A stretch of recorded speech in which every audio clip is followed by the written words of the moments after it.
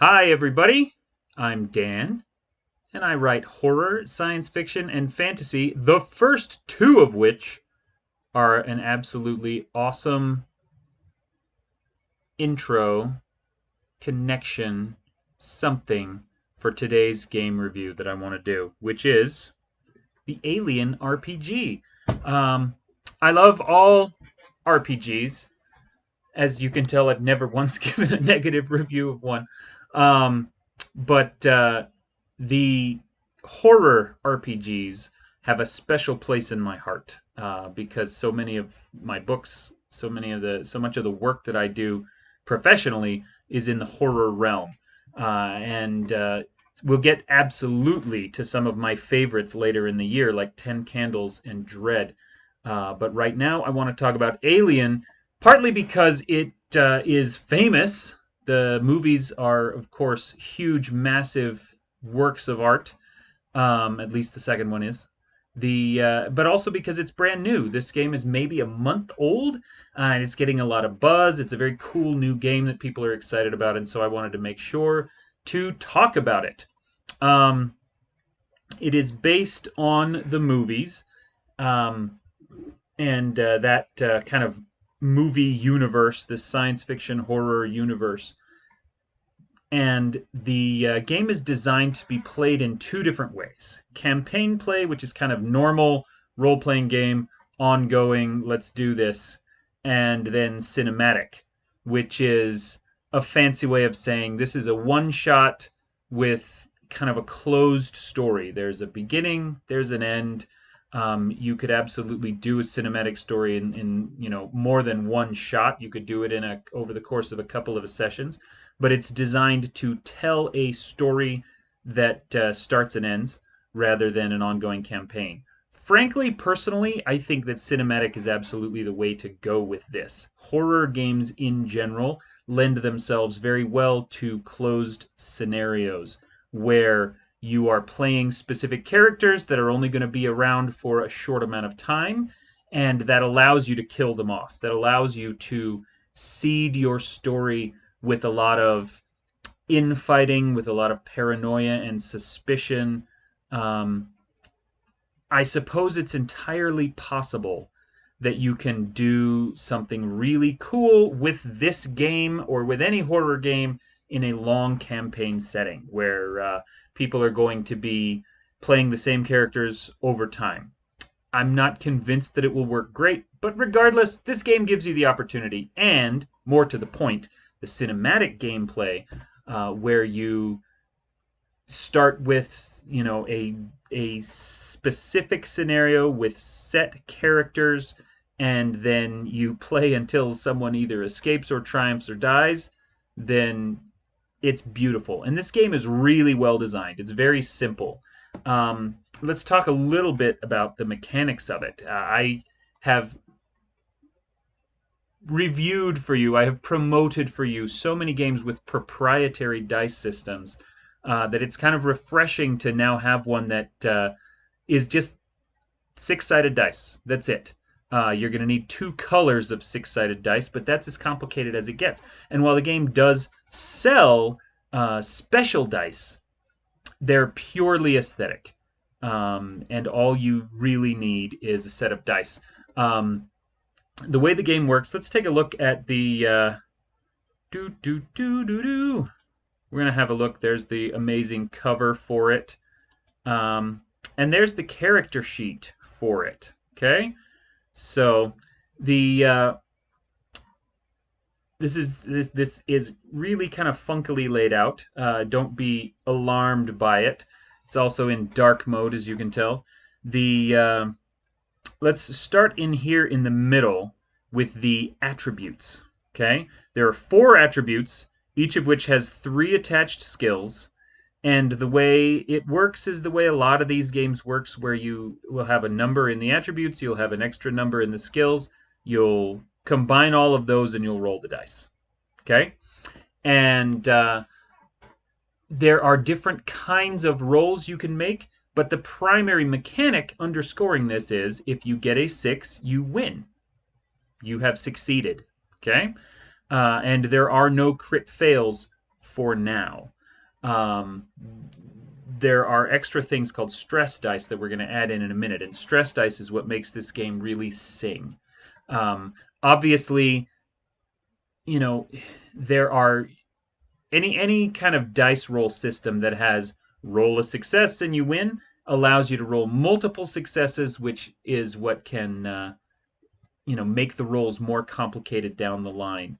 You can have difficulty numbers and how many successes you need to roll. If there are opposed rolls where you're trying to fight an alien or you're trying to argue with one of the other players over something, then you can, then you get into opposed rolls. Who has the most number of successes? Now let's talk about stress dice.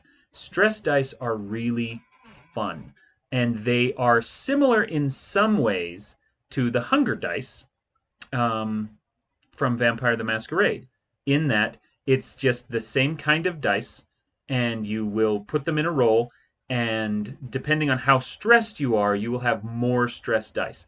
The big difference, which I think is really fascinating, is that the Hunger Dice in Vampire would replace your normal pool of dice, whereas stress dice add on top of it, which means, let's say, that you're trying to do a mobility roll. Mobility is for things like jumping or climbing or sneaking around, and so you're trying to do that. Okay, and you've got, whatever the numbers are.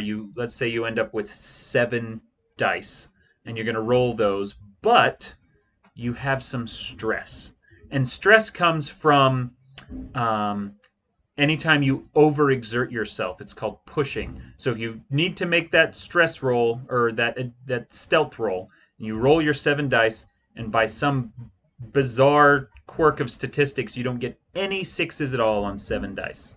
Okay? You can choose to push the roll 1 time per roll and re-roll everything that didn't make it. Even if you got a couple of successes, but you need more than you rolled, let's say you rolled 2 6s, you're going to try to get more, you can re-roll those other 5 dice, and that's called pushing a roll. Every time you push a roll, your stress level goes up by 1. Anytime that you see a xenomorph, your stress level will go up by 1. I mean, the first time you encounter one, not every single round or whatever in the middle of a fight. Every time that you see somebody do something awful to somebody else, there's actually, let's see if we can find it. There is stress and panic. Let's have a look at this. Stress and panic. You push a skill roll. You fire a burst of full auto rifle. You suffer 1 or more points of damage. You go without sleep, food, or water. You perform a coup de grace, which is, you kill something that's down. A scientist in your team fails to use the analysis talent, which is really funny. A member of your own crew attacks you. A person nearby is revealed to be an android, and you didn't know about it. You encounter certain creatures or locations. And there are other things you can do to gain stress dice. If you witness a particularly brutal attack, or find a particularly nasty corpse, there's all kinds of things that will add to your stress level. And so what these do, you're rolling those 7 dice for that check, when you will also add on top of that stress dice. So at low levels, and this is one of the things I think is really cool about this system, at very low stress levels, you're basically just improving your function. Okay? Suddenly, with stress 1 or with stress 2, instead of rolling 7 dice, you're now rolling 8 or 9 dice. And so you're more likely to succeed, which is great. However, when you roll a 1 on any of those stress dice, that's when panic can set in. And panic will do bad things. Let's take a look at panic, okay? Anytime anything horrible happens, okay, you witness a good friend who is suffering from a panic effect, anytime you roll, it says 1 or more little face hugger symbols, that just means you roll a 1. Like I said, it's purely aesthetic. So there's lots of things that can cause a panic test. And what you do then is you roll a single d6, you add your stress level, and then and then you check it on this table. So if all you've got is 1 or 2 stress, then it's unlikely that you're going to panic.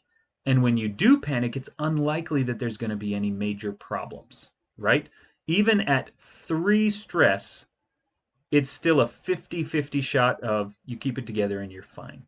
But as those stress stack up, then more and more likely that you will panic, and more likely that one of these horrible things will happen to you. Okay? Let's say you get up to 12, you're going to scream. You basically lose your action, and you have probably attracted a lot of attention. So stress and panic is basically the only wrinkle, the only quirk in an otherwise very simple dice system. And even stress and panic is very simple. And what it does is it builds on the theme of horror and the theme that, when bad things start to happen, for those first few stress levels, you're actually improving your own function. You're working better because you're on alert, you're on edge, your nerves are hot, you're paying attention to everything, you're kind of freaked out. But then as the stress builds up, you start to freak out more and more to the point where it's going to start hampering your function. And it's a really smooth, really cool dice system, and I like it a lot. So, hooray for that. Let's take a look now at, let's go back actually to the character sheet, okay, and see some of the other things on here. There's a couple of systems in here that I really enjoy. One of them is the personal agenda, okay? There are story points that you can earn, and you can do neat things with them. A lot of games have this kind of thing where you gain a point and you can spend it to reroll some dice or to control some aspect of the story. This game has that. One of the ways, the primary way that you get those story points is with your personal agenda. And your personal agenda might be something as simple as you want to relax.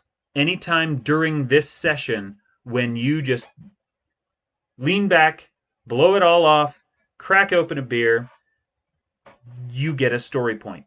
And what that does is it encourages people to play toward their character, even when, and this is critical in a horror game, even when playing towards your character is a bad move. Your personal agenda might be something more complex than that. It might be, that you're the corporate jerk from Aliens, or someone like him, who instead of trying to destroy all of the xenomorphs across the board, you want to capture one, or you want to capture some DNA from one, or you want to take an egg home with you. And so anytime during a session that you take positive steps towards grabbing a DNA sample or an actual live xenomorph, then you get a story point. Maybe your personal agenda is that you hate androids, and anytime that you fight against an android, then you get a story point. So personal agendas are a way, again, of encouraging strong character-based, non-optimal play, which is vital, in my opinion, for any horror game. Anytime that the characters are acting against their own best interests, anytime that they are not optimizing their attacks and their storyline, that's when real character work and real horror work can start to happen. And so personal agendas are a great way to do that. Similarly, we have relationships. Every character is going to have a buddy and a rival within the rest of the crew, right? And this doesn't mean that that's somebody that you hate, but it's somebody that you don't like or you don't work very well with in terms of the rival. And so the buddy is somebody that you do like, that you get along with, someone that you're going to go out of your way to help. And there are some little mechanical functions behind the scenes that will encourage you to help your buddy.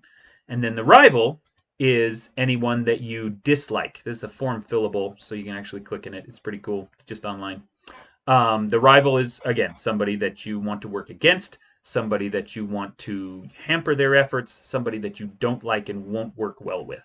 And there's some little mechanical things behind the scenes that can encourage that kind of play as well. All this does is, just like the personal agenda, it feeds into that idea of non-optimal play. Okay? Maybe the person that I have chosen as my buddy is the corporate tool, right? Somebody who is kind of working against the best interests of the party because they're trying to serve this larger corporate agenda. Well, first of all, the fact that if I learn my buddy is doing that, that presents me with all kinds of delicious role-playing possibilities. Am I going to betray my friend, or am I going to stick with them in the hope that I'm going to get something out of it, or is it just purely based on friendship? On the other hand, we also have the idea that if my buddy is doing something awful and I'm supporting my buddy, well, then the group suddenly has to deal with two people who are doing something awful. And then, of course, there's the rival. Right in the middle of a tense situation, the xenomorphs are bearing down, or we're starting to run out of oxygen or water or whatever resource that we have. Our ammo is low. We're trapped in a thing. And I have, on top of that, there's this rival and this person that I'm going to argue with. The captain is always just kind of dressing me down. The captain is doing something that I don't like, or proposing tactics that I disagree with. And instead of just following along and solving the problem, they're my rival, and so I'm going to attack them, and I'm going to try to undermine them, and I'm going to try to convince everyone that my way is better. And so all of this is just this delicious stew of horror gaming where personal problems and personal preferences start to become more important than, at the risk of diminutizing this too much, intelligent play, right? We're not trying to win, we're trying to tell a good story. And that is our win condition. Winning does not mean that we all live. Winning does not mean that the xenomorphs are all dead and all the characters are alive. Winning means that we have told a fantastic story. Things like personal agendas, buddies and rivals are a way of doing that and encouraging really interesting role play. Okay? Now, I mentioned running out of air and water and things like that. Right here on the character sheet, it's got the different conditions: starving, dehydrated, exhausted, freezing, and then consumables for air, food, power, and water. Those won't come into play constantly, but they do come into play now and then. Basically, what happens is there's a roll, I think it is a survival roll, that you have to make anytime you use some of this. And what that means, because this is fairly abstract, is if you are in danger of running out of something, that's when you have to roll on it. And you have to roll every certain number of whatevers. So with air, I think it's every round, and I could check. It's very close to that. It's in the core book here somewhere. Is it going to be easy to find? Is it worth my time finding it right now? Burr, burr, burr. Nope. Okay, we'll just find it later. Anyway, anytime that something is in risk of running out, that's when you roll. And so if you normally don't have to roll every single round of the entire game for your air. But if you are in a room that is suddenly cut off from circulated air, if you are in a spacesuit that is somehow cut off from its air supply so that you have a limited amount and you're going to run out of it soon, that's when you need to be rolling every round. Stuff like food and water, power, you can roll on those much more, not as frequently. And so if you are stranded in a spaceship that's dead in space and you're hoping that, someone will come to rescue you before you run out of food and water, well then, there's a little table in the book that'll tell you how often to roll on that. The fact that these conditions and these consumables are right here on the character sheet should be a big flag to the players that this is a game about surviving, right? And yes, there's places to put your weapons and stuff, but there's also a place to mark how much food you have, because that is going to be important. This is a horror game. This is a survival horror game specifically, and so you need to make sure that you're doing that. Now, let's have a look at the character classes. This does have kind of a classic structure in terms of character class.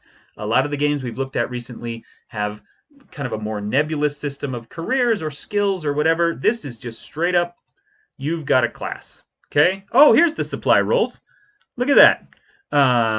Air every turn, water once a day, food once a day, and power is situational depending on the gear. So, hey, we accidentally found the page I was talking about. So, let's skip down.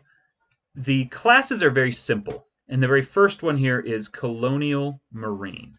And what this does is it will give you a key attribute, and you use the key attributes and the key skills to help determine how many ranks you have in each one.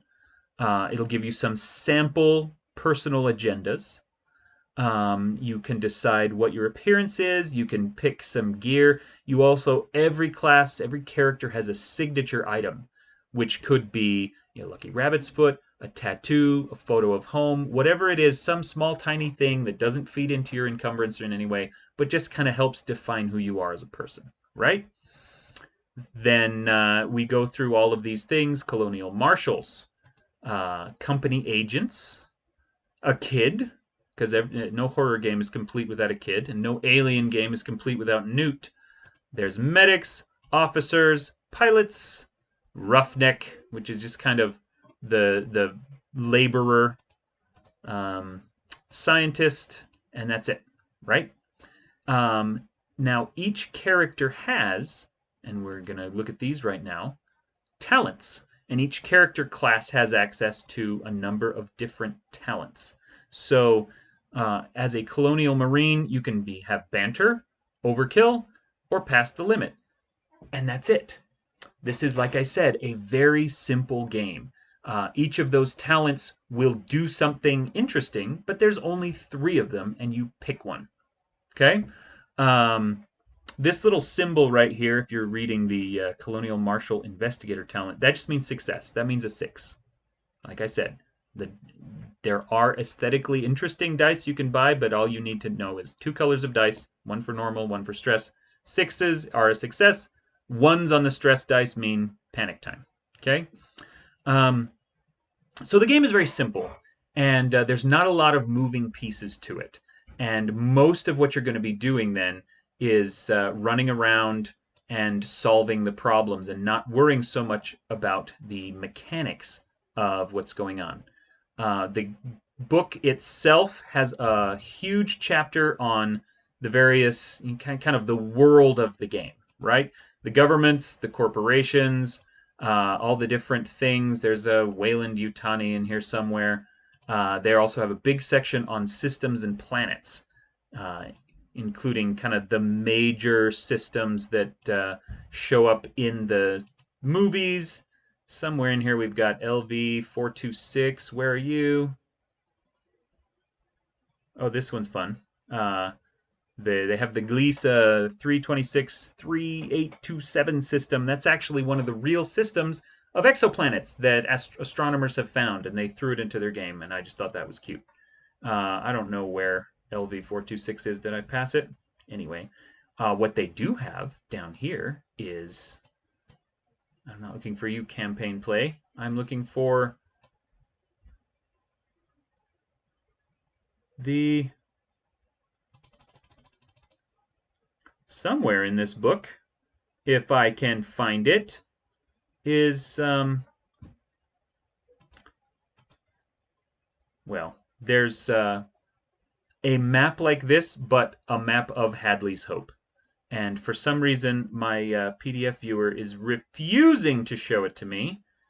Oh, here we go. Okay.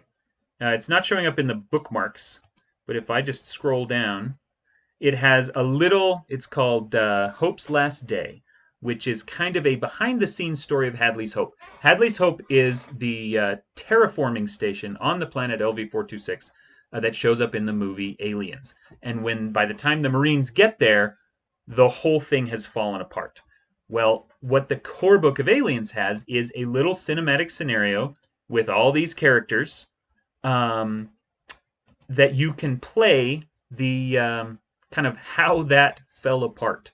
And there is a chance that you can escape. Kind of the idea is that your group of player characters was sent out in a tractor to do something out, fix a atmospheric whatever that was off doing its own thing.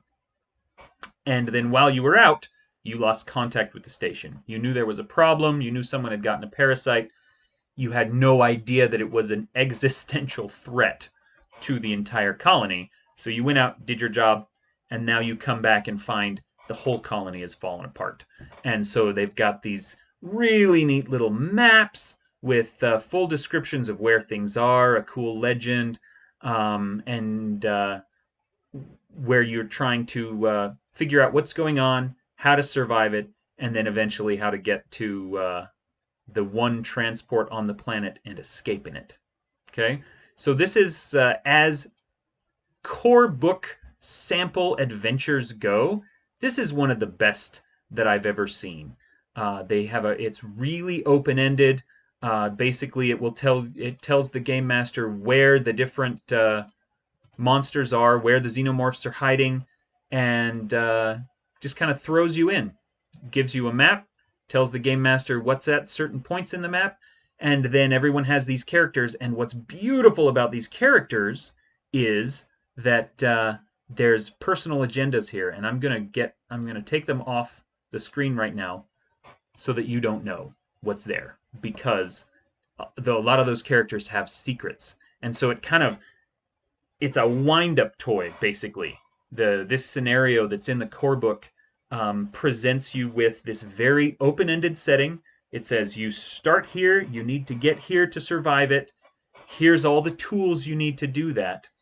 And then the characters are going to do what they can. They're going to work against each other. Some of them have hidden agendas and hidden things that they're trying to do.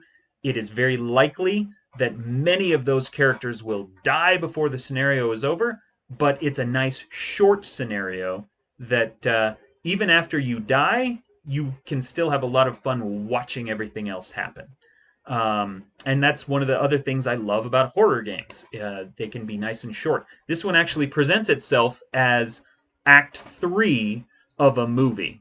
If there were a movie about Hadley's Last Hope, or Hadley's Hope, then this would just be Act 3 of it. So you kind of get this quick, that's what this is right here, where it says, what's the story, Mother? This gets you up to speed, says, this is what's already happened, now play the climax of it. And it's a lot of fun. It's a really well-designed scenario that I encourage you all to try because it looks great. Now, if you want to do campaign play, and this is the last thing I want to talk about, I kind of bagged on campaign play a little bit at the beginning. I think that it will be difficult to do it right, but absolutely not impossible. And it is an interesting world to play in, and it is an interesting game system to play with. And so while it won't have the kind of the frequency of thrills and highs and bloody character deaths as cinematic play, campaign play can still be really interesting. And this has a job generator system that I love, that's really cool. This is divided up into 3 different types. There's this kind of basic one here, but then there are cargo runs, there are military missions, and there are expeditions. So depending on what kind of a campaign you're playing, there's a job generator for each of those. So let's say that you're kind of doing a standard space trucker campaign, which is what the first movie is about, right? We're here, we're delivering stuff to this other place. That's what we're going to do. And so if you want to play as a group of space truckers and you're the crew of your own little transport cargo ship out in space, then you absolutely have the tools to do that. And as you encounter different kinds of threats, whether they are xenomorphs or whether they are anything else, you can use this little job generator to go through that. Now, like I said, everything in the game is D6s. So let's really quick just show you how interesting this job generator can be. So I'm opening up my little dice app. Where are you, dice app? Da-da-da-da. And we're going to give ourselves a couple of D6s. There's currently nothing on the dice app. Why do I not have anything out? Okay. Boing and boing. Awesome. So, who's our employer? Well, 2D6, 54. A shipping corporation has offered us 12, a discount on new cargo if we are going to take something to 31, a spaceport. A spaceport on an asteroid or moon. Okay, so what are we going to be taking? Let's go to the next page. What goods are we transporting to this spaceport? 13. Metal ingots or pellets? And what complications are we going to do? You can have a couple of these if you want. So, 12. The destination is placed under quarantine or embargo. That doesn't bode well in a game with parasitic aliens. I rolled a second one just for fun. 65, wreckage. Small piece of wreckage is spotted on the sensor scope.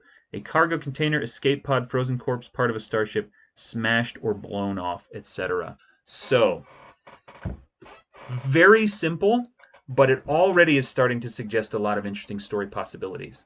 That this week, when we're trying to just do our job and do our thing, we get to this spaceport and we find that it's under quarantine and something is crashed somewhere else on this moon or asteroid. So there's things that we can investigate, there's people we can talk to, there's a mystery we can solve, and presumably at the end of that is some kind of horrifying space problem. And those don't have to be xenomorphs. The game has extensive rules for fire, for vacuum, decompression, damage, for all of these awful deep space kind of hard SF problems that you can run into. So it's a really fun game.